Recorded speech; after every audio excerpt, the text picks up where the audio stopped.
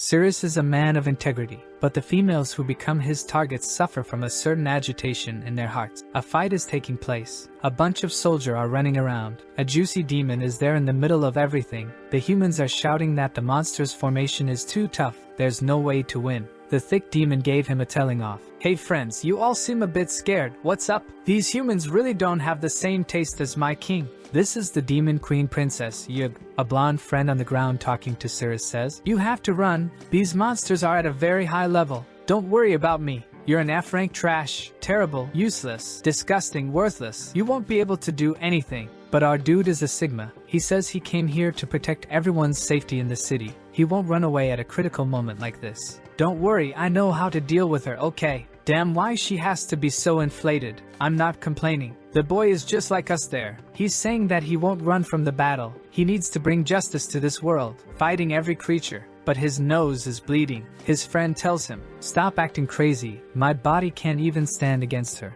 How are you going to fight her? The goblin says to the queen, there's two alive there. She instantly orders to kill them, but our protagonist is stoic, standing there like a rock. Then she says she's going to make Sirius head a wine cup. But that's when the system rings. You need to add fuel to the fire. The queen is surrounded by a purple aura. She's in front of him and Jesus, she's that big? That would be a lot of work to do. But Elon Musk would envy my productivity. Her hand surrounds his entire head. She approaches with her big mouth to give him the lethal cruel blow. But suddenly the system shows. Full kiss completed. Sirius explains, his system can constantly increase his power if he can create agitation in female monster hearts. The blonde friend is there, Sirius. What are you doing there? The queen fell to the ground on her knees. The goblins are asking, Princess, what are you doing? Sirius just gives that sideways look / the sword passes like butter. The queen recovers her consciousness and steps back. She's confused. What happened to me? I got a little crazy, got heated. I was drooling and I don't know why. I was going to kill him. Why did I decide to kiss that filthy small human mouth? It's this jerk's thing. He has some damn magic. It's going to be a more complex battle than I anticipated. Siri shouts, for the safety of the people in this city, no matter what happens, I won't give up. I'll go all out until the end of the battle. I will put my honor, my values and my body at risk to save everyone. The goblins are talking among themselves. Damn, the dude there really kissed the princess? That's wild. I wish I was that human. Suddenly one other goblin comes shouting, you guys are crazy to question her feelings for the king.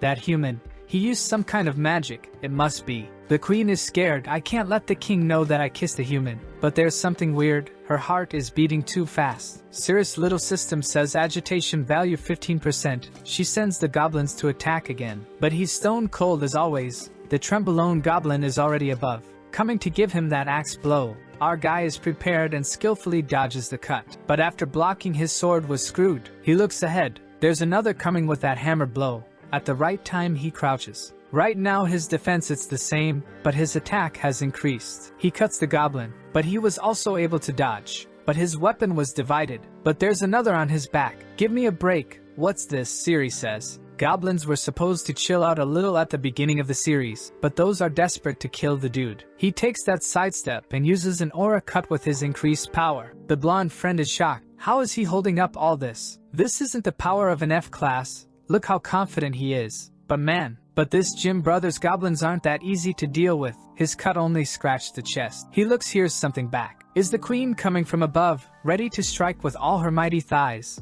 Incredible display of power and flexibility. He's going to be crushed. He crosses his arm to try to defend, and an explosion happens. The blonde friend even closed her eyes there. Flying debris went everywhere. The goblins want to know what happened. They didn't expect this. Sirius is on the ground, and someone is using him as a mechanical bull. The goblins rush to save her, but the tail is coming. Isn't the back part we wanted, but it's the one that killed the goblin. She's there, gigantic, on top of our little guy. That is defenseless against such a monstrosity. The poor goblin was sent far away. The queen tells the goblins that no one should do anything. Whoever disobeys this order will suffer. From her facial expression, I think she's in the mood to play poker with our guy. The system says her agitation is already at 91%. She keeps asking herself, what's happening? The goblins are confident that the queen will kill him. She opens her mouth. I'm going to bite you to death. She grabs his head, saying that he looks tiny in her hands. My ex said the same words one time. She's going to end him by inflicting pain in his ears. They are turning red.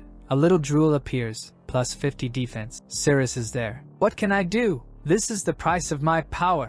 Even if it goes against my honor, I have to endure it for the safety of the people. Is hard, is squishy, is warm. But for the Empire, I will stay here until I have the necessary power to overcome this fight, no matter if it's an insult to me. But the queen was puzzled. What am I doing? Why did I feel like doing this with this human? Our guy is trying to resist the strong sequence of blows she's hitting him. She says she hates him. She can't understand why her body isn't responding to her orders. She's a powerful creature. What's happening? Our guy is there, gaining 120 agility. The goblins are already celebrating. The queen wants to kill him, right? I think so. But another one points out. Stop talking nonsense. You can see by her dog eye, red cheeks, and gasping that she's not trying to kill him. Our little guy is under there, gaining 130 defense, plus 150 attack power. He's just enjoying, getting stronger, he thinks. Now I have enough status to deal with these monsters. It's my turn to fight. He goes for a surprise attack in her back. She did want to get hit from the back, but not with that blade. So she says, "You are a traitor and an evil boy." She stopped him with the tail. Then she grabbed him by the neck. He notices that he hasn't gained enough strength yet. Now the goblins are cheering again. I told you.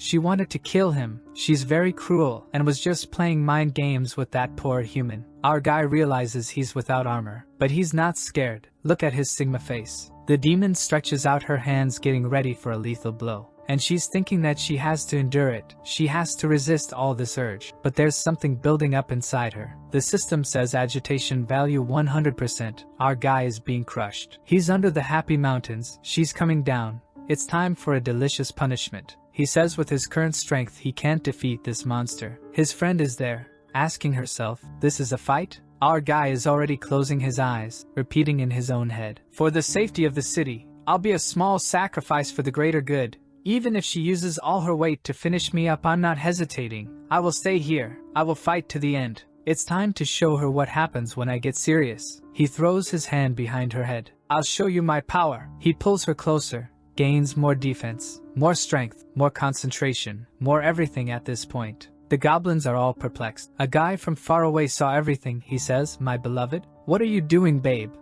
He's the king and her husband. But look at her face, while our boy is all smiles. She looks to the side. Oh, it's the king. Cirrus thinks he won't take it well. The system warns. It's detected that the demon king took a critical hit. All your bonuses are doubled. But now the cuckold is going crazy, while she's there stuck to our guy, saying, "Hey, I'll explain. It's not what you're thinking." Cirrus is thinking, I don't know if my current strength is enough. But here comes another big bite from her. The bull shouted and went flying in their direction, telling the queen to get out of the way, hitting them with a sword strike that was defended. But Cirrus was thrown to the ground next to the blonde girl. She asks, "Cirrus, are you okay?" He gets up there, saying he can still take a little more. Staring at the broken relationship, he thinks how the king had disappeared and in an instant was in front of him. Not to mention that the attack power was much higher than he thought. The demon king says to the queen, "Didn't you say this wouldn't happen again?" Poor king, isn't even the first time. This is the demon lord Barrett rank A. He tells the queen that he has forgiven some of her small mistakes. So why is she still acting like this? She screams, the reason for all this is his fault. Why was he so late? Why did he take so long? Okay, the cuckold's fault is that he didn't come home on time. The king is shocked. What do you mean? Even the goblins got puzzled. She scolds him, saying it's all his fault. All this happened because he was late again. That's why she does these things. And he still has the audacity to question her and threaten her. The king is there, speechless, stuck, unable to say anything. She continues scolding him. Why were you so late? Explain why you didn't get here earlier. She turns her head angry. The king tries to calm her. Oh my dear, don't get angry. I was wrong. I was dealing with other humans. Even the goblins are impressed with how the king lowered himself to the queens, accepting such a humiliation, while Cirrus and his friend want to secretly slip away while no one's paying attention. The difference in strength between him and the king is too great, so Cirrus helps his friend that has her legs hurt to get out of there. Back to the cuckold, the queen is saying it's all a problem with the king never being on time, that humans seduced her because he wasn't there. The angry bull accepts it. It's true, my dear, no need to cry. It's all my fault, but it's all fine. I'm going to kill him now, so don't feel bad. She grabs his leg, saying of course she won't feel bad. He's the love of her life. How could she fall in love with someone like that human? Just because she couldn't resist doing all of that with him, that doesn't mean that she likes him. The king sees that Cirrus is fleeing away, then asks the goblins, "Aren't you doing anything?" The goblin says the queen told us not to interrupt her fun cause she wanted to enjoy all that she could. The king gives a shout, "You bunch of idiots!" flying towards Cirrus. That unfortunately is distracted. He's back facing. He notices in the last instant. An explosion happens, and Cirrus H was thrown this time. He's in pain, and the queen is just watching, and she saw him falling next to her. Cirrus even broke some ribs, and knows that he has no way to defend himself against that guy. Not to mention he's too fast for him to react at the moment. He's no match for that, and he's coming again. The kings come raging. Cirrus is about to be cut in half. Barrett shouts, "I'm going to cut you in half for seducing my pure beloved wife." Cirrus thinks there's no escape anymore. The strike was about to hit when the queen slapped the king in the face. The king got bugged, how come? Meanwhile, Cirrus has already gotten up and is running away. The king is crying, "Why my beloved is doing this?" She just apologizes, saying that she feels very bad, but she can't see that guy die. Those words gave another critical hit to the king. This betrayal was too much. All that Cirrus wants is to get out of this place now. The queen looks at the king and asks for the body of that human, cause she wants to do her cruel attacks on him like she did before until he passes out. That was too much for the king. He couldn't take it anymore. He felt as if losing a battle would be 100 times better. Then says, "My dear, what are you talking about? Is that really what you wanna?" But she's going crazy. She needs Cirrus right now. The king even had to hold her. While crying he says, "You said I was the love of your life. Don't go to him. I'm the king. He's just a small human." But she just ripped her hand off him, activated her power, jumped on him, saying she can't take it anymore. She needs to let it all out. What it is, I don't know.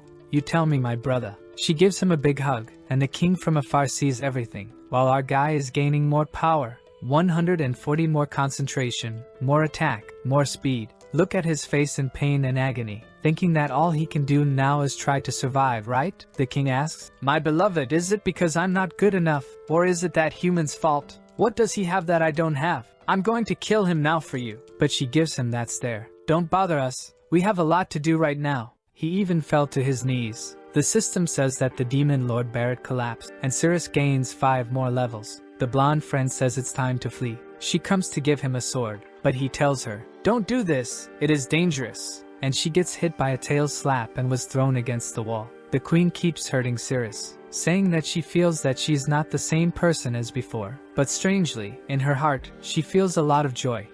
While she's in all that joy, the king is getting up, saying he's tired of this. It's all lies. He comes to hit her again. But when he saw her lovely face, he stopped, even though Cirrus was right under her. The king didn't have the courage to hurt that beautiful creature that the queen was. He starts crying, turns black and white as if his soul got broken. Drop the sword. He can't take it anymore. His soul is already leaving the body. The system says Demon Lord Barrett has entered a total collapse and is about to self-destruct. 3 more levels for Cirrus, queen, and she asks, "What are you doing, Barrett?" The goblins want to flee. "Let's get out of here, queen." But she's being held by the king that wants to go to the afterlife with her. This collapse of the king has finally made Cirrus reach level 10. And with that he receives a new ability, the Pleasure Slash. Seeing that such a thick queen would die, our boy didn't hesitate to use his new skill to finish the king, cutting right through him. The Pleasure Slash is a skill where the body becomes a shadow, and you teleport through the enemy within 5 m, slashing right in the target. The queen is scared to see the king falling to the ground, but with that his self-destruction has passed. Our guy realized that if he levels up he'll gain more upgrades, more skills, while the queen shows how cruel she is. When she saw the king laying on the ground, she thought, he really had a weak mind and body. Didn't deserve someone like me. But even without a head the king jumped on her, hugging her waist. She'll die along with her promise. She says she doesn't want to, but he already activated self-destruction again. Our boy was already running when she saw the queen crying desperately. "Someone save me please." Our guy sent the slash, grabbed her arm. "Gotta save the juiciest one." Everything blows up, but our guy is gonna escape with the baddies, right? Everybody fell to the ground. There's someone above him and a lizard on top of his chest. It is the body of the demon queen Yug, but with a life value of 9. She took a little run by his body and went into his pocket. His friend is doing us a favor, but Cirrus just wants to look at the system that says, "Lord Demon Barrett defeated successfully. Reward for elimination, dungeon map. Wow, my reward is a map. Should I click on this map or not? I need to think very carefully. Our boy is taking his time for sure, like he really has to think a lot. Oh hey, how are you? Can you get off there please? She finally got off. He clicks on the system and opens the map of the place. The map is showing everything, where the dead ends are, where the traps are, the resources you can get, and even the boss room mark. He's excited. This way they can go straight to the boss room without worrying about getting lost. The blonde asks, "What are you seeing there?" He says that it's nothing. Only he can see the system. He gets up there and helps her. That's when he feels something in his heart. He falls to the ground vomiting weird stuff. The blonde asks what is going on. The hand of our guy is already turning purple. The little finger is shining. Damn, broken little finger. What's happening? He's agonizing. Rolling on the ground, on his back there, something's already coming out. She asks what's happening, then comes to hug him. She feels that his body is hot as if he's catching fire. His little finger seems to have dissolved. Our guy is gonna lose consciousness in the arms of the waifu? After some time he finally recovers. She asks Cirrus what's happening with his body. Why is it melting? He explains that he was poisoned. The city of Warcraft was attacked 6 months ago. He saw a bunch of monsters fighting against the guild folks, and one of the guild members was carrying a box. The boss came to give a hit that landed right on the box, which was destroyed by the monster. When that opened,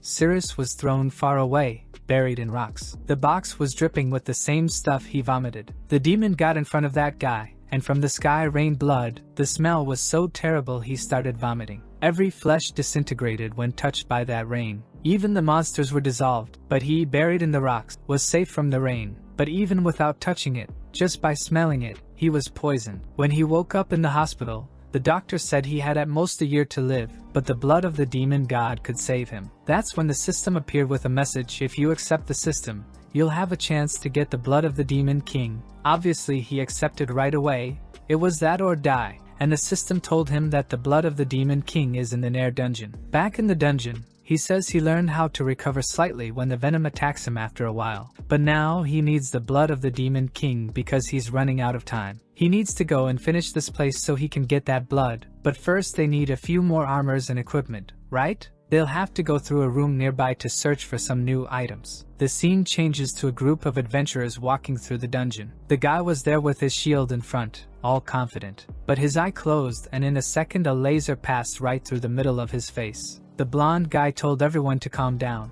If you make a wrong move, you might trigger some hidden mechanism and kill another person. Even the tank, who was the most resistant here, died in one hit. But someone has to clear the way, so who's gonna go? Or who's gonna be dragged? The guy with the bangs shows up and says whoever has the lowest level goes first. Those are the rules. The weakest guy says, "You are crazy, I don't want to do this." But Bangs explains, "You already know what's gonna happen. You either die there or die here." Threatening him with the sword, he says, "You know the consequence of disobeying orders, don't you?" The blonde guy tells him to wait. He made a device that rebounds. Give it to the guy. It'll at least increase his chance of survival. But the psycho just cut it off, saying that is unnecessary. But his friend asks, "Dude, what was that? That could have helped everyone." The guy with the bangs says, "If you show me other garbage like this, I'll kill you now, get up." The guy is shaking, thinking about the fact that he can die at any instant while searching for traps. He tries to be as careful as possible, step by step. It's a mix of relief and desperation. He just stares at the ground. The crazy guy says, "Come on, we don't have all day." He wants to lift his leg, but he's sweating.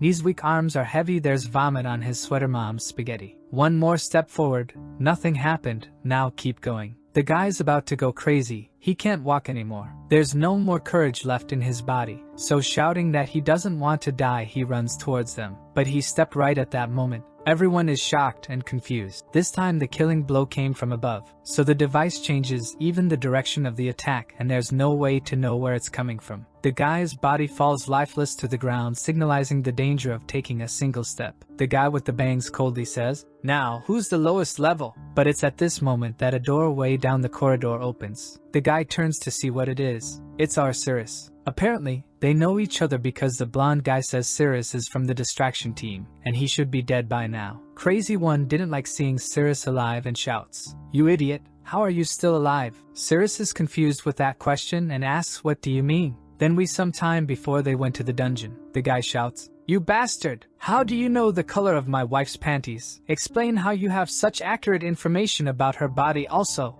Sirius says he's training his intuition for the next battle and that's why he can perceive the color of anything around him. The cuck of this time didn't like that. He already goes to cut Sirius' neck and asks him one more time, "Explain, why do you know this? What's your relationship with her?" The cuck friends hold him back. "Calm down, Captain. You can't kill anyone in this city or you'll be arrested." Then hits his chest shouting, "I won't allow you to tarnish my integrity like this. I'll show you the result of my training. My intuition helps me with any gender, so I know this about you guys. The one on the right isn't wearing anything, you're wearing pink, and the two on the left are a couple." One of the cuck's friends looks at the captain and says, "Captain, I think we should kill this guy anyway. That's the best logical mature decision." But on the other side, the guy says, "Captain, you can't kill him. If they find out it was you, you're screwed." That's when they got an idea. "Let's put him in the bait group that goes in front. He's gonna die anyway." Back to the dungeon, Sirius is thinking, "Why did I meet the subjugation team again?" Cuck 2.0 says, "Siri, you come here now as the expedition captain. I order you to come." Sirius knows what the guy's intention. He wants to see where Sirius dies to know where the trap is. But the blonde guy tells Sirius not to move and says, "Captain, we can just go back the same way he came. It's easier for everyone and no one will risk its life." "But do you think the villain's gonna do something smart?" He says no, they've already lost too many friends to get here. They're gonna move forward. What is the logic? None. And that's what the blonde guy thought. But the captain says they don't have to worry. Sirius' intuition is so good that he's not going to die unless he disobeys the orders. The system tells Sirius the safe route, and just to provoke the captain, our guy makes a stupid face and then goes in their direction. The blonde girl holds his hand and tells him not to go. She knows something's wrong with this path. It's better they look for another direction than to him just dying meaningless. But Sirius says that is the captain's orders, so he has to go. He takes the first step and everybody's impressed that he's really coming. How does he have all this courage? This rank F is out of his mind. But the system is telling him about all the safe spots. Go forward 3 spaces and then turn to the left. Without hesitation, Sirius just goes the guys. Everyone thinks that he's the luckiest guy alive. And Sirius keeps going smoothly, turns left, takes 2 steps, turns right. He's already getting there, does a little jump. The guys don't understand what he's doing. How can he be so bold and so reckless? Sirius almost lost his balance, scaring everyone. The boss, his captain, is looking, thinking why he hasn't activated any mechanism. The system says it's just 5 more steps. And Sirius is 100% confident that he's not going to die. The captain is just looking at him incredulously. He passes by the dead body and finally reaches the team. Everyone is thinking that he really has the best possible intuition, and that's why he survived and also knew the color of the captain wife's panties. Sirius then says, "This is the result of my training. I'm innocent." The captain instantly puts the blade on his neck. He can't believe it's all based on intuition. This little guy is lucky, but sooner or later his luck will have to run out. Them tells him to go ahead. Sirius is leading smoothly until he sees a mushroom there. The system warns that that mushroom increases physical strength but causes diarrhea. He remembers the monster girl in his pocket, right?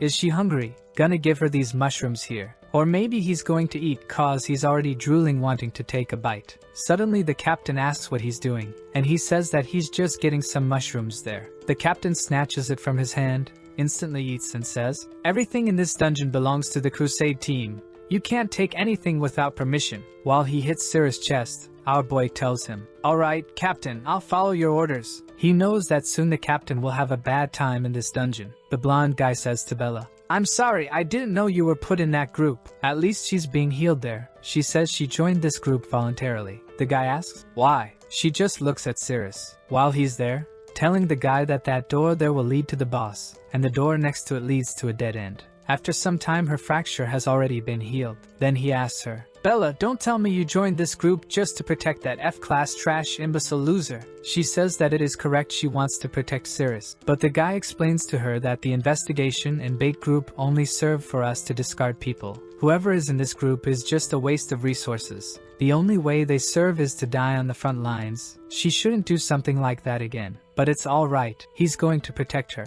Sirius then tells the captain that this is the correct way. And he just tells him, "Alright then, go open the door." Our guy doesn't want it. The captain tells him, "Wait a minute. Are you asking my powerful members to go in and risk themselves?" No answer. Just go and open that door. With that, Sirius goes to open the door. The guy's already holding the sword there, scared that something's gonna appear. But the captain's stomach ache already started. Our guy opens the door very calmly. Everyone is dying with anticipation, but the guy in red is smelling something strange, huh? Is this smell familiar? It's not human? The captain turns, stop talking nonsense and get running again, or you'll be poisoned too. The leader reaches a wall.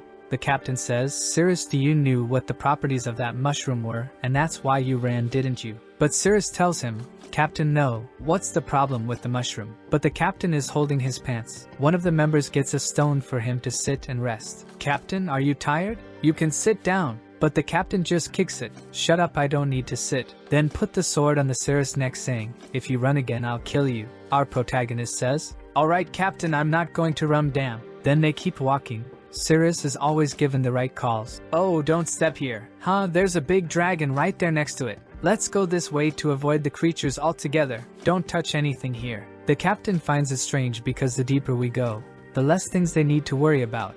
And besides that, they haven't seen any monsters yet. Is he really avoiding everything with his deduction skills? No, it's not possible. This guy would be eaten by a D-rank monster at any moment, let alone knowing the whole way. But Cirrus tells them that they were almost at the boss's room. The captain draws his sword saying, if we get to the boss's room, you won't have to be alive anymore. I don't know if it was luck, but yours ended here. The captain notices that on top of Cirrus, there's a pillar, so he activates an aura on the sword, sends a slash up there to hit right on our little guy's head. While it falls, he's thinking, it's just an F-class guy who died to a completely normal dungeon mechanism. But something suddenly appears from there. Cirrus tries to protect himself while everything explodes. Something hits the captain in the chest. A big creature that was inside the pillar faces everyone, while Cirrus ended up on the other side, separated from the group. The captain in shock. If he hadn't blocked it, he would have been dead. Our guy puts his hands on the stone thinking, damn, I'm stuck here. Then he heard a feminine voice saying, I'm a human being here. Oh, here comes another cruel monster girl for sure. The girl tells him that he's disgusting, making me remember the time that I confessed to my crush. And Jesus, this monster girl ain't Alaska but have some big white mountains. Then we see the fight with the teammates against the rock creature that is already releasing a big shout with an evil purple aura. It's a B-rank scorpion puppet. Everyone is trying to keep the formation because this creature is way too powerful for this low-level team. While Bella finds strange that the sword she received is too heavy. Tyr, the blonde guy, orders the defense group to prepare. They grab their shields. Then he calls the archers. The guys are at least organized. A rain of arrows is sent against the monster. Lightning is showering over it, but I don't think it's causing anything to the creature. That just hits the air with a blow that ripped everything off and even sent the arrows back. Tyr is in shock. All the arrows were stopped just with the wind of his blow. Not to mention they didn't even scratch it. The captain, who loves to order a lot and do nothing, says, "What are you standing here for? Go up now.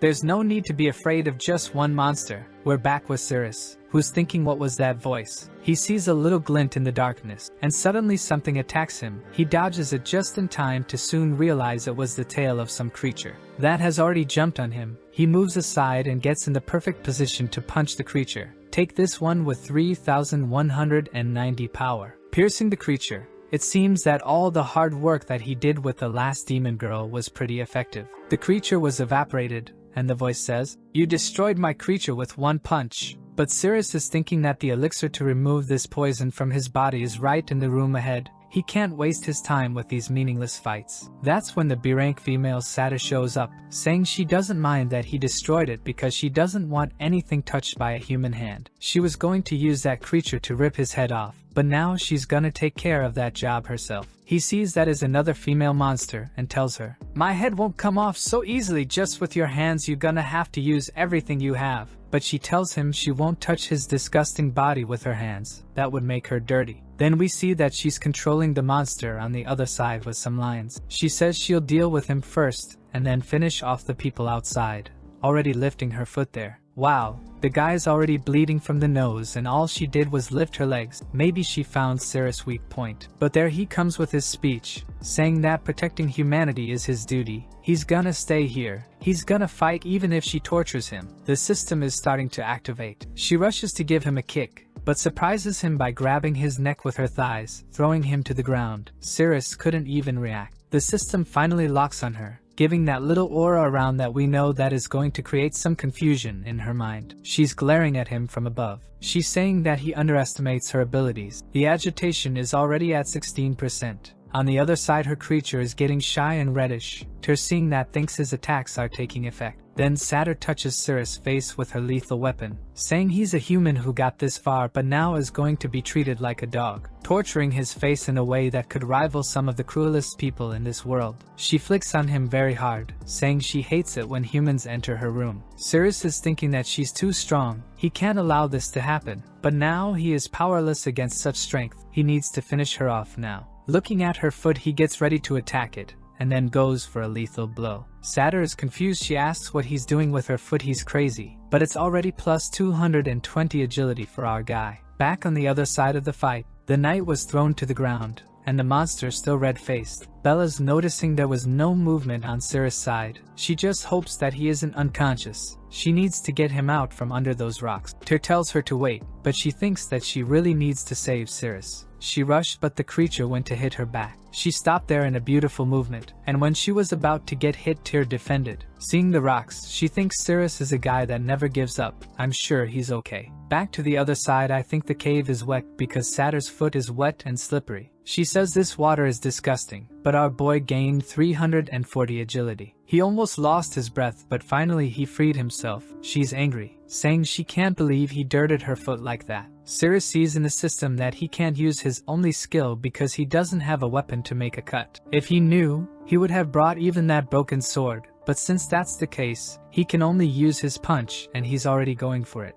But Satyr easily dodges, giving him a nasty look. Now he really took a kick in the face. But you know what he did when he took that hit, right? The legendary popsicle hit. He was thrown far, but he gave her 54% agitation. Satyr started to whisper with herself, wondering what she's thinking. What's going on? She activates her line on the ground. She needs to kill this guy quickly. Pulls the line to one side, sends it towards Cirrus. He stares at it, then sidesteps and dodges. After all that intense battle with her, he has enough status to dodge and predict some of her movements. He raises his hand, focusing his mana, and cuts the tail in half. But there's something coming at his face. He took another hit, falling to the ground again. Satyr really likes this move. She says he was caught again this time, and he won't escape. He'll be suffocated by her strong hip flexors and hamstrings. But Cirrus is tired of this. He raises his hand, saying that he's going to show her the power he has in his grip, and then practices his forearm strength with all his might. But suddenly she hits him with a kick. Now she's really stepping hard. She's angry, saying that he should not use his nasty hand to touch her leg. She used the scorpion's tail he broke to lock him in the floor.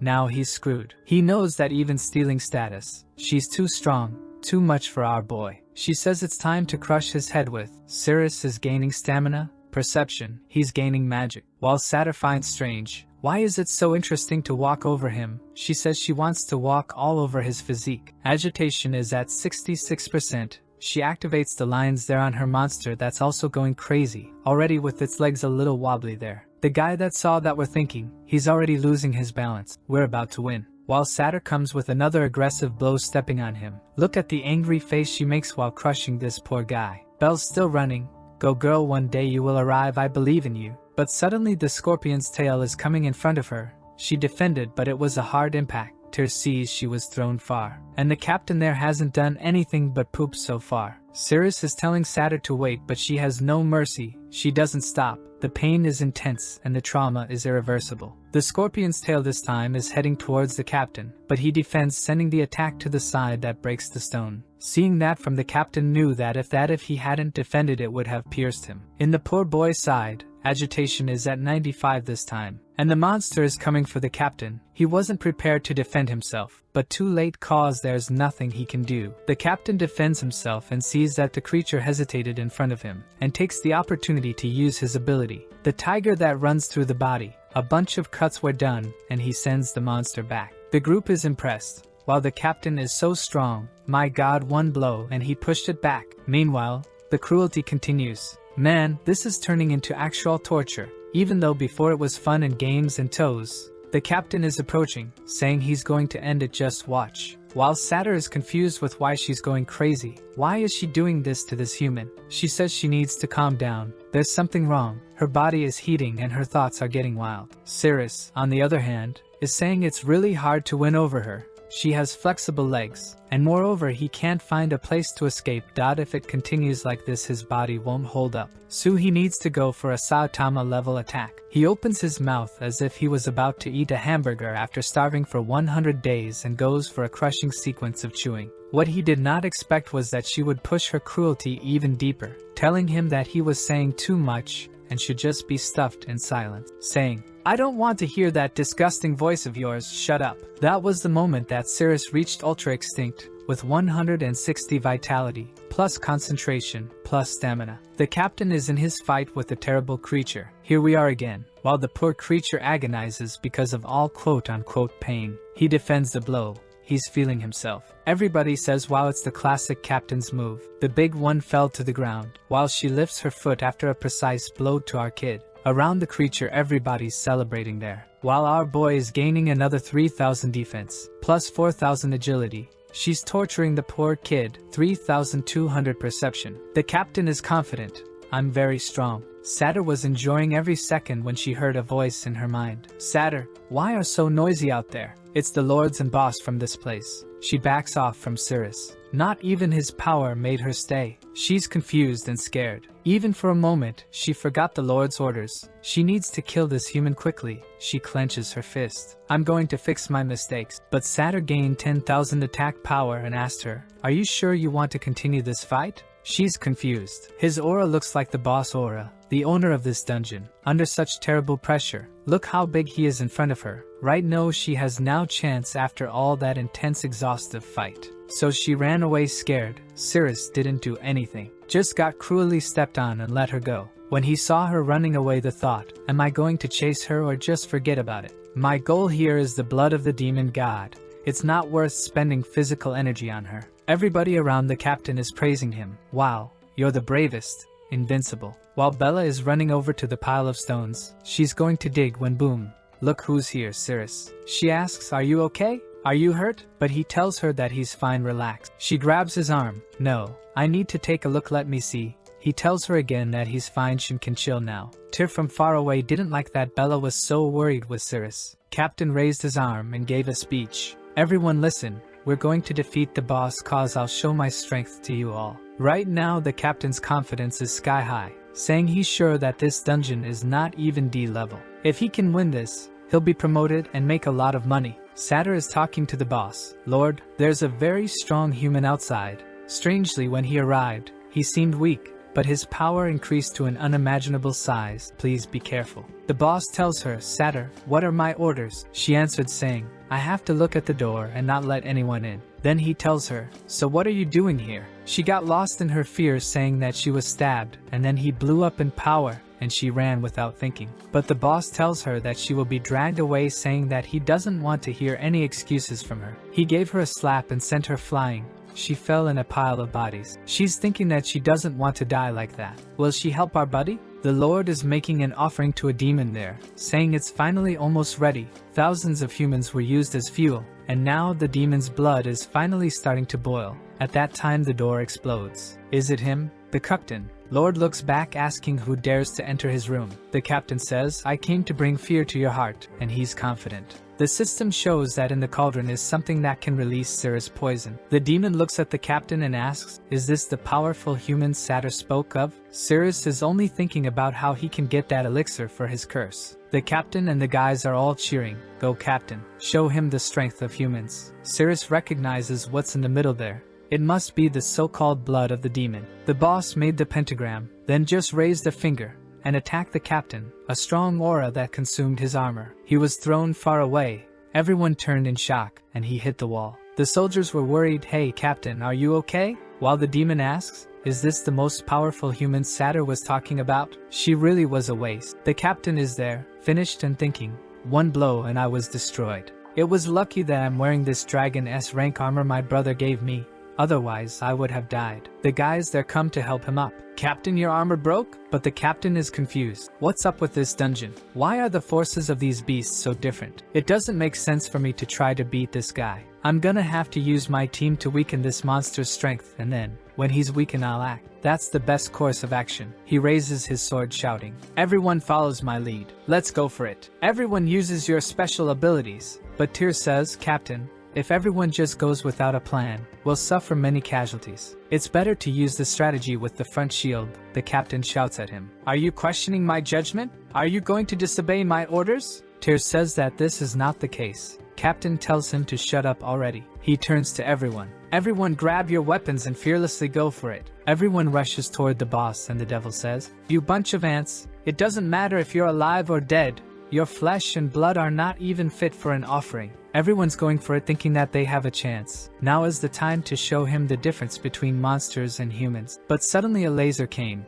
and wiped out everyone in a second. Cirrus saved the day, but the rest got toasted. The captain dodges to the side just in time, but his sword is done already. The boss goes in his direction, floating. You now feel fear. The captain understood that he couldn't win. He needs to find a way out. Tyr was seeing the arms of his buddies all burned. The captain runs away, screaming, Follow my orders, retreat! But Cirrus grabbed him. The captain shouted, You bastard, let go of me. Sirius tells him, You said you were the strongest in this group. The battle with the boss isn't over yet, so you're not leaving. The captain swings his arm trying to get away. I'll do whatever I want. I'm the captain. If you want to die so badly, stay here alone. The devil raises his finger. You invaded my home and now you want to flee? The captain, in shock, look behind you, Cirrus. He's gonna attack with that power. Let me go. The captain don't understand how he can't release himself from that trash F-rank grip. Everyone's running away. I told you to let go already. He's coming to give him a blow. He's sure he's gonna win. But Cirrus just holds onto his fist and almost breaks his hands. Then Cirrus tells him, You have to keep your word. If you're the strongest, protect your group, and throws him. He went face to face with the devil attack. An explosion occurred. Everyone's was running away, and the captain's body fell on the ground. Our protagonist says, Now it's my turn, pulling out his broken sword. The juicy Bella says she wants to stay to help Cirrus. Tyr also says he won't run away, but she looks at him and says, You don't need to stay. I'll do it because of Sirius. Tyr says he knows, but he's the only rank B here. He's gonna destroy these creatures and he's not gonna run away. Devil warns everyone, even after seeing my power you are trying to escape? Don't underestimate me. But in 1 second Cirrus was about to cut his arm. He used that insta-kill ability of his. The demon dodged by a small fraction, but Cirrus took the opportunity to ran towards the ritual, scared by our guy's speed, who already ran off. The boss was confused with why is he running to the altar. Cirrus was really close to obtaining what he has been desiring for such a long time. While Tyr and Bella took the opportunity to strike the boss back. Tyr thought to himself, that's the opportunity. But in the blink of an eye the demon stopped both attacks with his bare hands. Then he aimed at Cirrus saying,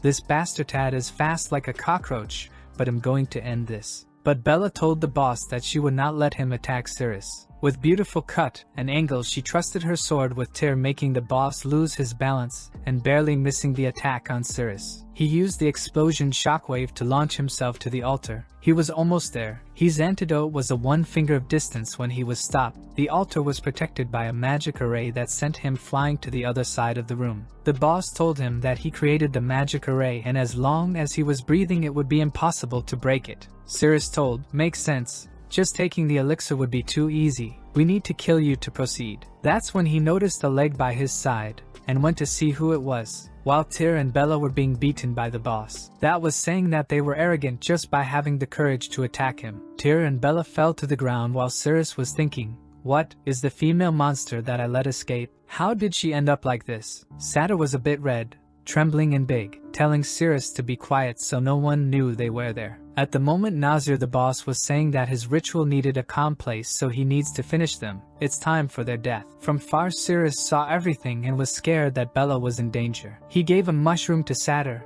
and went rushing to help his friends. Satyr saw the healing mushroom and began to cry. The system told to Cirrus, the female monster Satyr is developing affection towards. You completed the weapon requirements. Please choose one. Cirrus was surrounded by cards while Tyr and Bella were about to die. Cirrus shouted to the system to skip that. He needs to save his friends. But the system insisted he need to choose one right now. He picks up a random card getting a golden and red blade, the exploding garment divine sword. He rushes behind the boss telling him test his new blade. But once more Nazir grabs it with bare hands and tells him, You fell for it. They were just bait. My target was you human cockroach and now at such a close distance. Cirrus shouted, slicing Nazir's hands once more, but he could only leave a small scratch. Nazir laughed at his face, but suddenly all of his clothes exploded, revealing a Jewishish voluptuous curvaceous body that I know that no one expected to be a XX chromosome holder. Nazir got shy asking where the hell her clothes went. While Bella and Tyr were asking themselves the same thing, this Cirrus stripped the boss? With an indomitable expression and a nose bleeding, Cirrus said that this monster was truly powerful. The sword that he got from the system has two effects. On the first strike it explode enemies' clothes, but on the second one it activates the ultimate move, the Divine Sword Descent. Nazir was trying to cover up herself, saying that she never expected such a despicable move and that now she's really going to kill him. But without hesitation, Cirrus tried to attack her that skillfully dodged. Staring at her, Cirrus thought, my first attack exploded her top. Now I need to hit once more to vanish her underneath the robe. Then I just need to knock off her face mask and I will be able to trigger the ultimate move that is going to kill her. All he needs to do is use his unique flash/cut, but the system tells him that he can only use that 6 more times. Cirrus tells the system that the only skill he has is an absolute trash. The system asks if he wants to turn it up, but he just says no, and teleports, aiming at Nazir's legs. Once more with a swift jump she dodged. In the air she was thinking about why he's aiming at her legs. He is not trying to destroy her lower robe, right? Poor Nazir. No hesitation, Cirrus goes for another slash. She calls him a filthy bastard and steps on his chest, sending him far away. He was able to stop himself with the sword, but his nose was broken. But for him that pain was much lesser than the cursed pain. So he rushes her once more. The skills has a 10-second cooldown, so he dodges some of Nazir's attacks while decreasing the distance between them. When the 10 seconds were up, he used once more the swift body slash aimed at the legs, saying, let's see how you can dodge from something so close. He felt that his sword went through something and knew that he had landed a hit. But when he looked up, Nazir was standing on her tail, telling him that if it was not for the fear of showing the mountains she would have already killed him. Using a laser attack that Cirrus narrowly dodged, she kept striking while he was trying to gain time to use his swift attack again. But at some point he got cornered and had to deflect the attack head on. The explosions and shockwaves were extremely strong. Tyr couldn't believe what he was seeing. How could a F rank do that? Even he, who is a B rank, can't do anything. After the dust settling, Cirrus was impressed with his sword.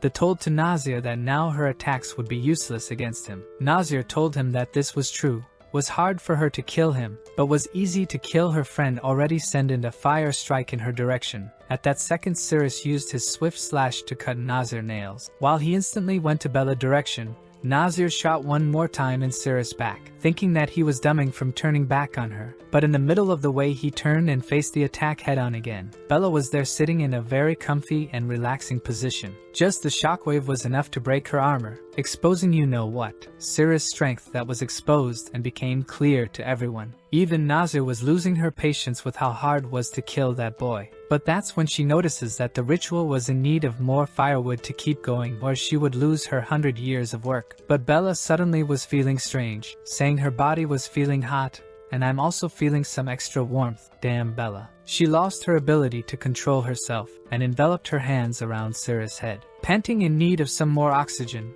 she pulls Cirrus closer while from behind Tyr was shocked. We see she opening her mouth in the point of a cup that is about to be swallowed, slowly getting closer. But Cirrus remembers the first he saw her, when she looked like a Luke Smaxer with a mewing jawline. He jumps back, saying that he doesn't want to do that while Tyr asks what she's doing. Bella regained her consciousness, asking herself why I was trying to kiss Cirrus. Even my tongue was up my mouth and I didn't notice. Even worse, we are in the middle of a battle. She was shy and embarrassed, trying to hide herself, while Tyr was asking if she was poisoned because she was red and panting, and also she's not the type of girl that acts this way. At that moment, Nazir opened her arms to bring some meat of the monsters to use as fuel for the ritual. Cirrus noticed that she was burning all of the blood of the demon god. He knew that he needed to stop that quickly. He had a plan. He would utilize all of his power in an explosive attack, but for that he needed Bella. He went to her and said, I've figured out a way to defeat the boss now, but I need your cooperation. She was shy and Tyr knew that something bad was coming. Bold and courageous as a soldier that fights for the good of all humanity, Cirrus told her that they need to connect their USB ports so he can charge his power to defeat the boss. While she was listening to Cirrus explaining every single detail of the plan, she was getting more and more happy. while Tyr couldn't understand how Cirrus could explain that plan with such a straight face. She was already on her side while Cirrus was trying to comfort her, saying, "I know it must be difficult for you, but I'd beg you." Her agitation value went up to 93%. But suddenly Tyr grabbed Cirrus' hand, telling him to stop thinking about those things in the middle of the battle. He looked at Bella and said, "Don't trust him." With a happy face she told to Cirrus that she trusted his words. Tyr was shocked. While Bella was saying that she knew that would be embarrassed, but only to kill the boss she would accept. It is incredible the determination of this duo, really going through thick and thin to save their species. She grabbed Cirrus' head once more. All could remember was the younger and goblin Bella. While Cirrus was going crazy, the poor Tyr took a critical hit. As some sort of memory reflex, Cirrus pushed Bella away that now was in the floor confused. Suddenly Cirrus gained 5,000 stats because he made Tyr suffer. Our boy literally gets much stronger when he makes a guy a cuck. Through a beautiful angle we see Cirrus telling Bella that her help wasn't needed anymore. He was feeling stronger. But she didn't want him to go, so she asked what if he still couldn't defeat the boss. With her crossed legs and 99% agitation she asked once more, "Don't you really need my help?" Cirrus bluntly told her, "No." He went running while Bella was suffering on the floor with the rejection. While Tyr defeated was aching her, "Bella, I know the Cirrus is stronger than me and that's why you have a crush on him, but I want to ask." But before we see the answer we see Cirrus going for Nazir. His plan is to hit leg and head at the same time and then finish everything in an instant. With 5,000 extra points, all he needs is find an opening. Nazir was looking at her cauldron, noticing that it was too cold. She needed for fuel. Maybe those humans would do. She started to fly and told Siri to be grateful because all of them would become sacrifices. She let her rounded mountains take fell some windy while conjuring her most powerful spell. The only thing Cirrus thought is really big. The attack went head on and Cirrus tried to block it, but his magic power used to resist was rapidly going down. After just a second he was depleted. Nazir told him that the battle was over, but that's when a beautiful hand surrounded his face. Turning his head he saw a blonde goddess, telling him that she knew that he needed her big helpers. Without hesitation Cirrus became an alpinist and started to enjoy the mountains. But unfortunately for Tyr, his heart was broken. Bella knew that Tyr liked her, but she already had told him that she has had someone in her heart since childhood, and that never changed. While Cirrus was climbing to new heights literally in all senses, his powers were surging and his stats increased by 27,500. His aura was destroying the whole room. Nazir couldn't believe what she was seeing. He should have no way to fight back now.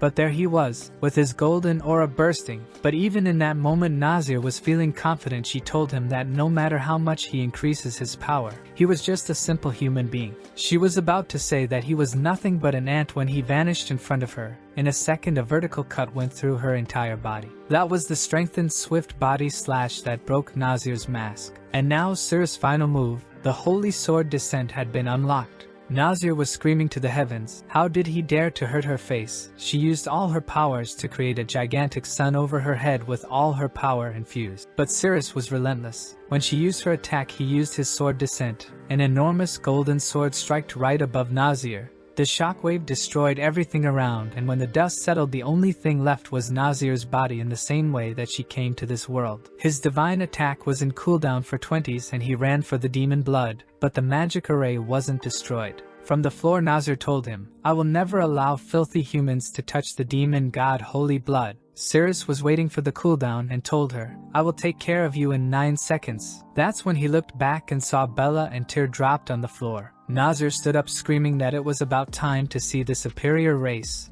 Monster or humans? But Cirrus just ran to grab his friends. He was more worried to save them. While Nazir fell to the ground thinking that humans are truly foolish. Cirrus was shouting to the system to find the shortest route out of there. But a creature was observing them from the side and appeared in front of him. Bella saw how much Cirrus was fighting for her. She remembered that in their childhood everyone would make fun of her, but it was Cirrus that always would stand up and punch anyone who tried to bully her. Cirrus used once more his swift body slash to cut the monster, while Bella's mind was being filled with all the kindness that Cirrus had shown her. But that's when Nazir made a critical move. She used herself as a sacrifice to the Demon King's blood. A dragon used a fire breath attack on Cirrus, but he skillfully dodged and finished off another creature. While Nazir was being burned for the holy demon, then suddenly Cirrus' weapon disappeared and the system told him, "The enemy has been defeated and the weapon has returned to the system. After 12 hours the weapon will be back." Cirrus thought that it didn't matter cause they've just reached the exit of the dungeon. Right at the entrance, the captain, the ones that were able to survive,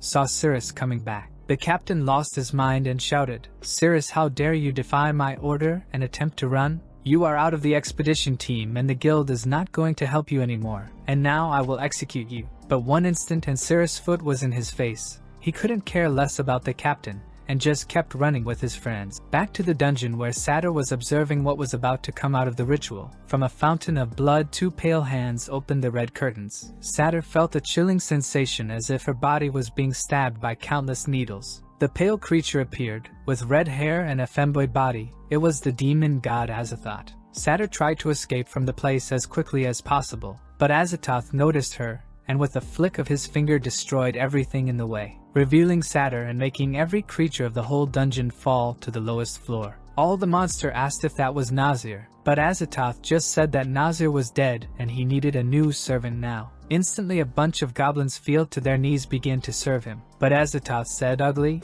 and killed everyone. He wanted something beautiful at his side, so he went to Satyr and told her that she looked good and asked her to raise her head while opening her mouth. Hesitant and with tears in her eyes she did. Azathoth poured some green blood on her mouth. Satyr instantly felt that her body was being healed and happiness was flowing. Azathoth grabbed her by the chin, explaining that his blood could heal and fortify her immune system, but the digestion process caused some overflowing happiness. Then he told Satyr that it was getting dark, she should find a room and wait for him there. Then we see the guild headquarters where the captain is being cursed at for failing such an easy task. The golden arm guy is the S-ranked Aaron, and is his brother. The captain was begging him, "Bro, help me, if I lose my position as captain we gonna lose everything and they will discover that we are stealing from the guild." His brother told him to shut up cause he already knew all of that. Then he asked, "What is the name of the guy that went against your orders?" The captain told him that it was Cirrus. Darren told him that they would put all the blame on Cirrus, and he would be sentenced to death for desertion. Back to Satyr, she was feeling something soft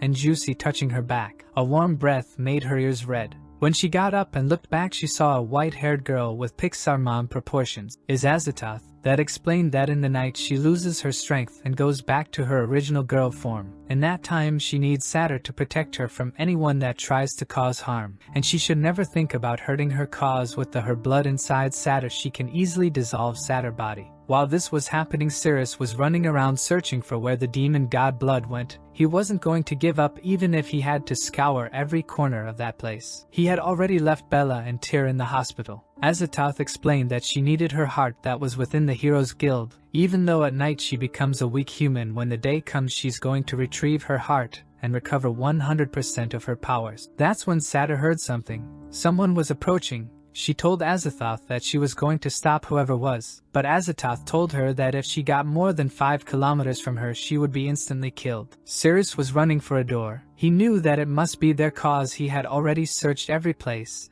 and the system told him that the blood was present in the dungeon. What he wasn't expecting was that Satyr with her skillful foot was about to kick him once more. She went for a vertical overhead attack, but she noticed that it was Cirrus. She stopped saying, "It's you, the disgusting human being again." But strangely, inside the room Azathoth felt immense comfort. That was the reaction that she should have when finding her heart. She was confused. Satyr told Cirrus that Nazir was already dead, so he came back. He should hurry and leave the place. But Cirrus told her that he was happy that recovered herself and could fight again. Maybe the mushrooms that he gave her were helpful? Satyr got shy and red, telling him that wasn't the case at all. Those mushrooms were the most disgusting thing that she has eaten in her whole life, and he should get lost. But her agitation instantly went to 71%. Bounty Cirrus pointed to her, saying that he knew that she had some favorability towards him. Satyr vanished and tried to kick Cirrus' face that was able to dodge. She was trying to step him once more. Out of shy she closed her eyes and kept stomping the poor boy, saying that he was disgusting. But when she opened her eyes he wasn't there. Cirrus was running to Azathoth's room. In front of the door he could feel the presence of the blood of the demon god behind. But before he was able to do anything, Azathoth suddenly opened the door. But he was running fast and wasn't able to stop his body. The only thing that could stop his advancement was a warm snowball. Cirrus retracted while Satyr asked who Azathoth came out of the room. Without hesitation, Azathoth grabbed Cirrus' spheres. While Cirrus was screaming in pain, Azathoth could feel that her heart was inside his future family nest. Cirrus freed himself, asking her what she was doing, but the system told him that she was the blood of the demon god. Cirrus was asking himself, did my antidote become a human? He made a small cut in her hands to drink some demon wine. Azathoth felt something strange, but the system told Cirrus that his curse hadn't been cured. Azathoth was smiling at his face. She knew what he wanted, but at night when she's a human her blood is ineffective. Satyr tried to kick Cirrus, telling him to get off her master. Cirrus went back while Azathoth was thinking, my heart was actually absorbed by a human and was transformed into his essence. I need to regain my power back, even if it's forcibly. I will absorb it back to my body. But unfortunately, after all that fun, she's going to melt Cirrus' body using her power. While Cirrus is thinking that he needs to take other liquids from her to see which one has the correct effect. He tries to go for her when suddenly the floor under him breaks. He dodges the sneak attack, and from the floor another cool friend appeared. She had an arachne body carrying 8 limbs and 3 balloons. With a happy face she said that she could felt Azathoth's power from thousands of miles, and she was even carrying the bell she was bestowed upon long ago. She is the boss Ghana. She runs towards Azathoth, saying that she had already proven her love and now is time for her to devour Azathoth. Azathoth, as a weak human, just waited. She couldn't do anything, but suddenly Cirrus grabbed her, evading Ghana's attack, and jumped out of a hole in the wall. He was confused with why a boss-rank monster appeared so suddenly, but his priority is to save his drinks that were inside Azathoth. But Ghana of course went to follow them. After some time, Siri put Azathoth on the floor, saying that he was finally able to lose that monster. Azathoth asked him where he had brought her. He told her that she was inside the Heroes Guild zone, in his home. Azathoth was happy upon hearing that. Now she can recover her heart and go right into a killing spree. So she grabbed Cirrus' neck, pulling him closer and saying, dear hero, I've been cursed by a terrifying monster. If I don't find a man to release myself, I will soon die. So please help me. I need you to save me right now. With blood in his nose, Cirrus told her, I'm a noble and upright hero. I will leave a like in this video cause we ran out of chapters, and turn on the bell cause when this series gets new chapters. Mamoru is going to release a second part. Do you guys remember that last episode finished with Azathoth trying to do some squeaky, slimy things? The hero's face says it's going to be tough. He insists he's noble, a righteous hero who can't exploit others' vulnerabilities. But she's already floored him, claiming her whole body hurts and she needs saving. Stress is on the ground, fearing the embarrassment of this situation. He's an honest man with a pure heart, unable to take advantage of others. Yet his sense of duty as a man tells him when someone asks for help, he must save them from suffering. He can't stand idly by, he must act, sacrificing everything he holds dear and endure the pain and suffering alone. Meanwhile, Azathoth threatens to eradicate all future generations of him and then kill him. But at that moment, Cirrus notices something odd. She has a tail, but why is it in front? Suddenly it clicks. She has elephant member hanging. He slams her against the wall, demanding an explanation for this bizarre feature. Yug collapses beside him and he keeps asking why she has it. Azathoth interjects, insisting she desperately needs help. He promised to save her. However, as dawn breaks, her body begins to change again. He can't back out now. Yug emites a glowing aura beside them and suddenly grows enormous, declaring she's starving. She begs the boy for help, and Cirrus informs Azathoth that since he found Yug first, he'll help her first and then her. With that, he dashes off. As he cooks, he ponders, if he doesn't help, he'll die. But should he help? Is he losing his mind? Azathoth appears behind him, impatient to reclaim her power immediately. If he refuses, she'll make him want it. Cirrus, abandoning his frying pan, rushes to save Yug, finishing his meal. Azathoth grows angry, powerless to suppress him right now. Meanwhile, Cirrus notices a little tail. When he checks on Yug, she's drinking cleaning products, claiming it tastes wonderful. Now that Yug's eating, Azathoth insists they deal with her problem.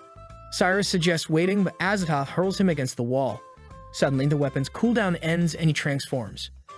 Azathoth is taken aback and the system commands him to wear only a piece of cloth, go outside, and greet 33 people. Confused, he complies. A massive golden door appears, warning that failure means joining those monsters on a party. Cirrus worries the cloth is too short. No matter how he wears it, he'll expose himself. He orders both girls to stay in the room and rushes out. Yuji marvels at his disguise, while Azathoth insists they wait until morning. Humble Yug offers a sip of bleach, but Azathoth declines.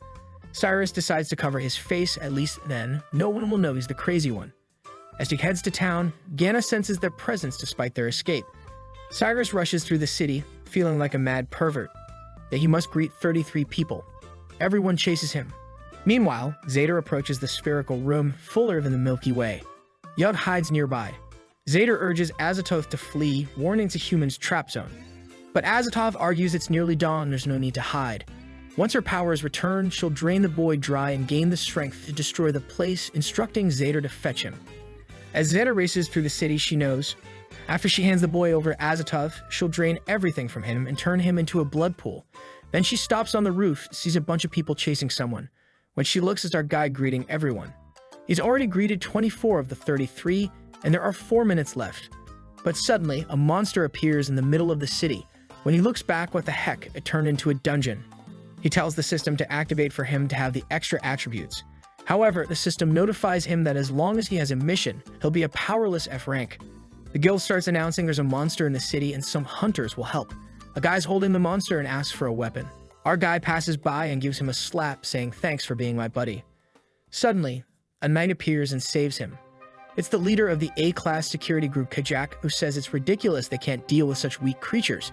Meanwhile, the vice president of the Brave Guild is asking for an escort. But right behind them, Ganna's coming like a madwoman, saying she can smell them. The knights turn and jump to protect. Suddenly, this Kajak guy comes to swing a sword at her head, but she arrogantly and gracefully dodges. She asks if he wants to get so close, and with a touch on the sword, his whole arm is cursed. He falls to the ground, warning no one to touch her. While Ganna says they're too fragile to deal with just this. Seeing him standing in front, she says it's ridiculous for trying to block her. Meanwhile, our guy has greeted 32 people, only 1 left. The president sees everyone being destroyed while Ganna says the way they scream in agony is amazing. She finishes off another and heads towards the president, saying she wants to hear one more scream. The president screams for help when our protagonist turns and sees them. Now that he's greeted 1 more, the mission is complete. The armor and everything are back. He tells the system to activate and draws a card. What he receives is the Divine Silencing Finger. Basically, he can touch his enemy's body from far away. And if the enemies scream in a cute, warm way, it'll increase the silencing power bar that caused damage. Ganna recognizes him immediately and goes on the attack. Up there, she says once she's done with him, she'll hunt Azatoth in broad daylight. Our hero activates the power and dodges retreating. As soon as the little hand activates, she feels as if someone touched her body. The value rises to 12%, and the silencing power is activated. She screams in extreme agony, and the power explodes, crushing her on the ground. She can't understand why it feels like he caressed the mountains. And as soon as she screamed, it feels like an invisible force hit her. Although not fatal, it's all very painful. Cyrus' face as she says his power is disgusting. Actually, the scream she accidentally lets out isn't just any scream, right? It's a high-pitched scream, let's say, the famous corn scream. But she warns that her body belongs only to the Azatoth and anyone who touched her deserves death, and she'll never release that high-pitched scream again. The system warns that the power of the scream is related to the power of agitation. Heading in his direction, she warns she'll finish him off and take his dead body to Lord Azatoth. She goes on the attack, telling him to die in agony. But Cyrus crouches. She comes at him with her big hand. Oh, he dodges while doing some caressing, and now she felt a little extra power. She lets out another loud scream and ends up suppressed on the ground. Our hero says his hand feels like it touched the armpits. While Ganna complains to her mouth, saying she doesn't understand what's happening, why is she screaming like this? But she says that for a second, the little scratch he gave her spun the same happiness she thought only the Azatoth would be capable of. Humans have truly evolved. She starts hitting herself on the head, saying she woke up, Azatoth will forgive her, right? While Cyrus is thinking she's crazy, she's beating herself up, already lying on the ground and beaten up. She tells Cyrus that his blows are weird, but now she's going to fight seriously and draws a sword. That sword came from a peculiar place for a spider, but it's really slimy slick, not suggesting anything. And Cyrus notices this. He says first it was on the mountains, then in the armpits, what will be next? Maybe on the back. But no time, because she's already coming at him and he's fleeing. She comes from behind him, warning it's too late, and she's ready to finish him off. But he sneaks a glance sideways and manages to dodge. He warns that he's more agile than her and she can't catch him. But she says she already knew and he fell into the trap. He got a spider's tangle and is already stuck to the wall. He tries to free himself, but it's not working. And she approaches, saying now he can't escape, draws the sword and orders him to die. Our guy manages to at least release the damned hand and caresses her thigh. She knows she's going to unleash the infamous scream, so she covers her mouth to prevent it. She gradually releases her hands and says she's finally holding back. As long as she doesn't release the heaven's melody, she won't be attacked. But when she looks, he's already freed himself and is on her back, saying she won't run away. She says he's stupid, and she's figured out perfectly how his attack works, and that was his only chance to escape. All that will be left now is his unilateral death in this fight. She then seals her own mouth with a spider's web. As long as she doesn't make any weird sounds, his attack will be invalidated. Cyrus says he knows very well that his last attack hit her in the middle of the thigh. Ganna thinks he's gross for paying attention to that. Cyrus says he's ready. Now that he started exploring the body's proportions, there's no way he can lose. From this moment on, he'll dominate this battlefield because he'll attack the most accurate points of her body. She goes on the offensive, saying it doesn't matter where he touches. Now that she's covered her mouth, he can't win.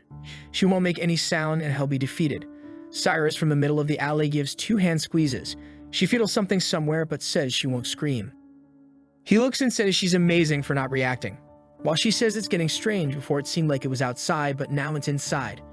She's agonizing, saying she's holding on very well. She just hopes Lord Azatoth sees how much she's managing to resist.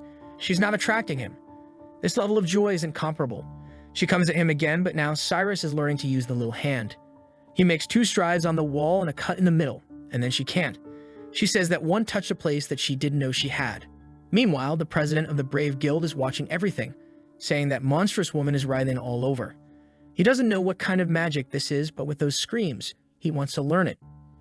Ganna is already falling to the ground, still not understanding how he's doing this. And now, unfortunately, she's already surpassed Azatoth, who is fading from her mind. No, she gets her hand again, saying that won't happen. She'll stop this. She won't think these things anymore. She just needs to calm down.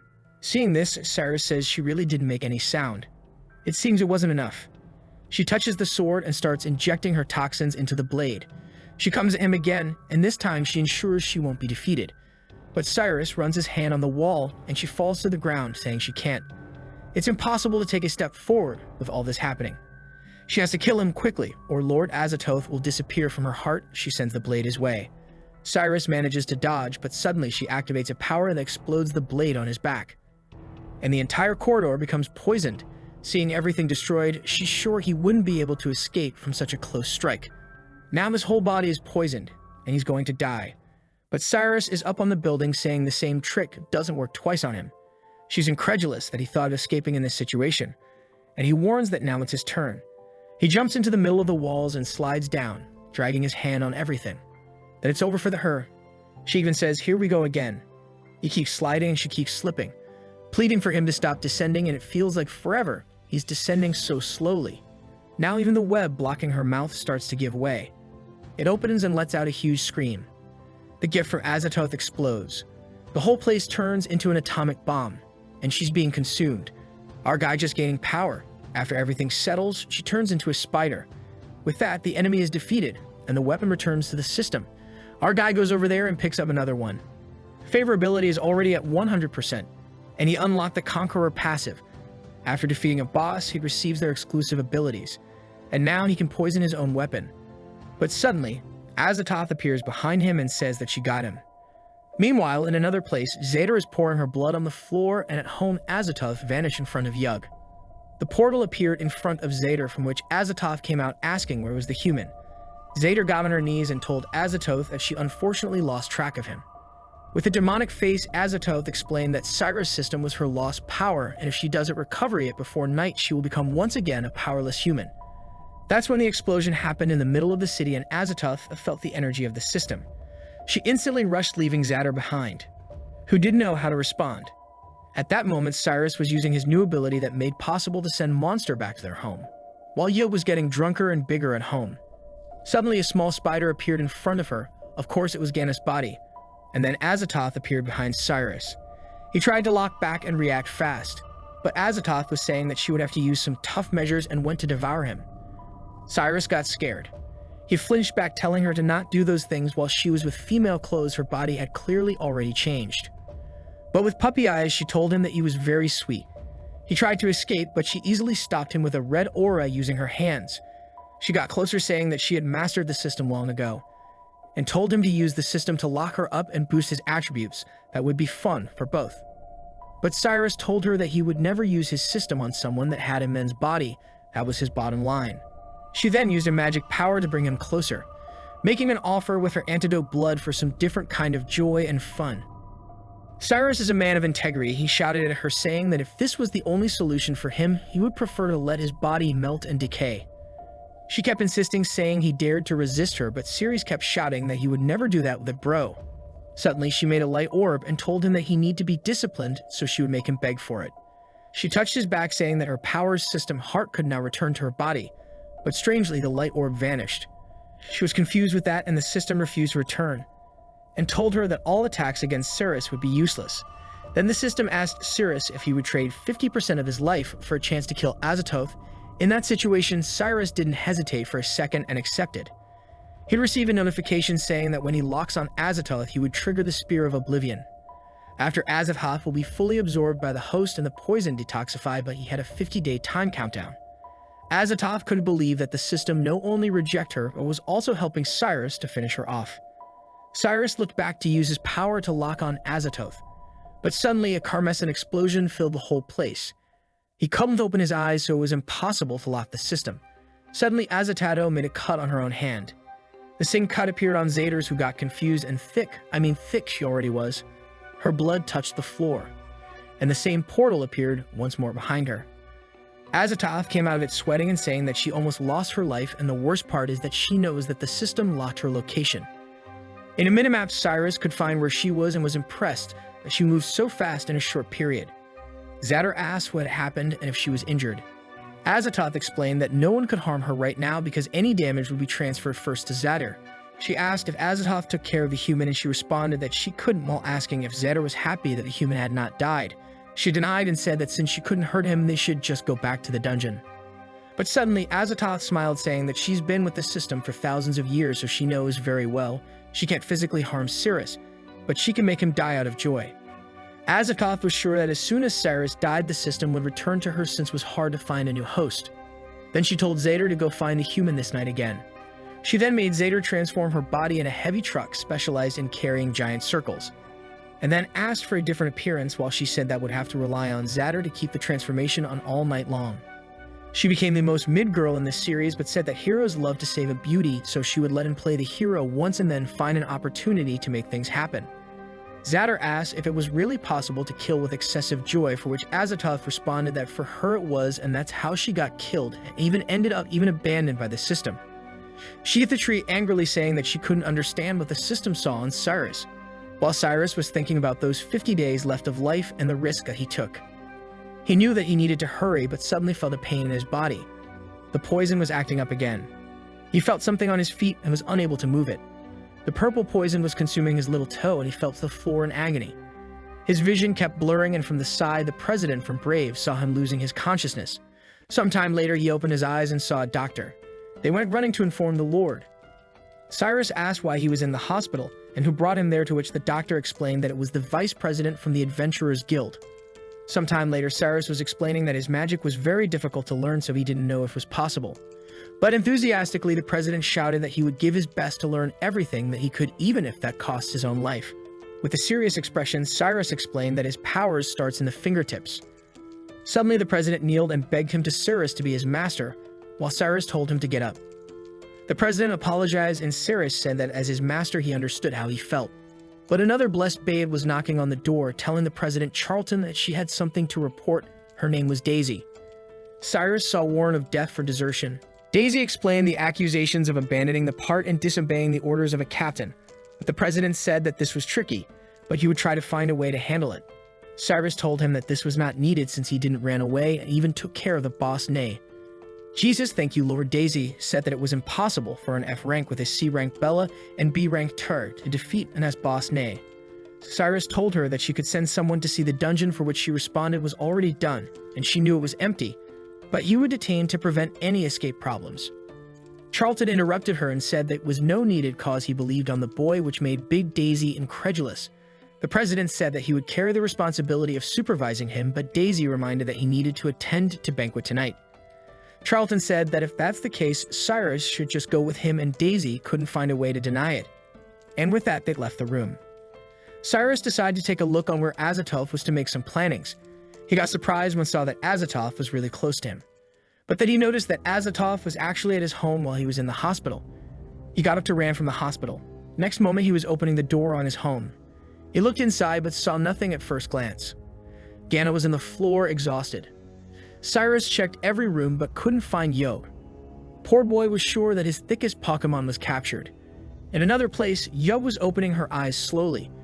She was chained, and at her side was Azatov, transformed but also locked. Her feet were being held by a huge circle, but she already carries 4 other ones, so I think she will just get up and leave.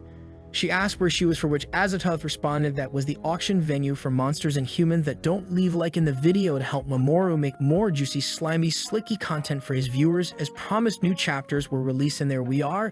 If you don't want to lose more extremely serious fights, please subscribe and activate the cheeky little bell, and I'm out.